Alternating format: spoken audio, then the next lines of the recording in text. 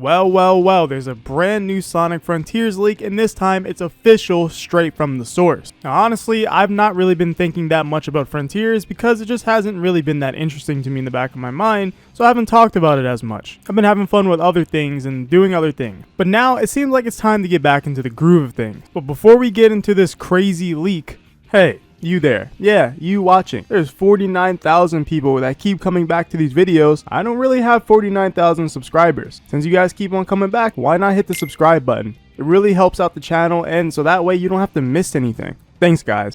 Anyway, so looking at this leak, Sega has accidentally leaked some kind of merchandise reveal for Sonic Frontiers, but also includes some other interesting details. So the first thing we have here is some kind of drawing of Knuckles, Tails, and Amy. It also features the Coco alongside them. There's two blurred out mysterious figures, and one of them kind of looks like the giant we saw in that first trailer, and the other one just could be Sage. And then it looks like there's a little Sonic plush with a little key that unlocks, I think, the cyberspace vaults. And then there's a Coco. And then we have some, like, posters, I believe. They all look really nice, and I really do like the art. And this art could possibly be from the Sonic Frontiers prologue animation that's coming soon featuring Knuckles. Then we have things which could just be wallpapers, along with more posters, I guess, or cards of some sort. And then a Sonic and Coco either figure or plushie. But the last thing that is really interesting is the mention of DLC, which is obviously downloadable content, so they're already teasing DLC for Sonic Frontiers right here in this little merchandise pamphlet. And interestingly enough, on the website where this got leaked, it shows a November 15th date for this entire thing. So possibly Sonic Frontiers could be dropping on November 15th.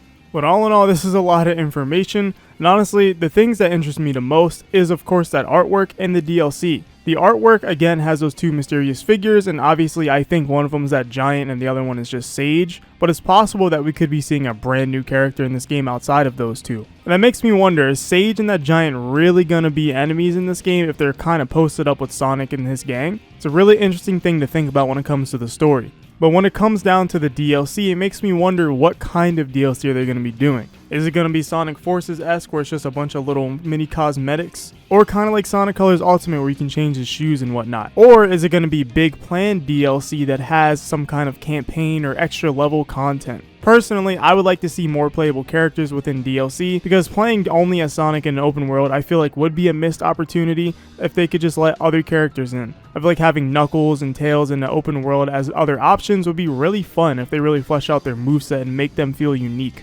But overall, I find this pretty interesting, and I hope that Sonic Frontiers again hits with this trailer later this month and gives us something to look forward to once again. Planned DLC is kind of something I'm not that surprised about, because once again it is an open world game, so I'm not surprised they thought about DLC already. Breath of the Wild already had DLC like less than a year in, I think. Another open world-ish game, Xenoblade 3, was announced with DLC before it even came out. So as Sonic fans, we can't be surprised that Sega is going along with modern trends and just doing DLC pretty much immediately. And they kind of did it with Sonic Forces already. And I just hope the DLC isn't a mistake like how they tried to charge us for Super Sonic, which was ridiculous. And hopefully it's nothing along those lines. Obviously, I don't think they're going to charge us for Super Sonic because it seems like Super Sonic just might be a part of this game. But overall, I just hope it is not bad DLC.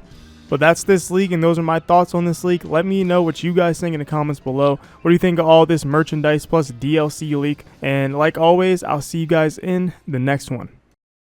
Well, whatever happens, happens.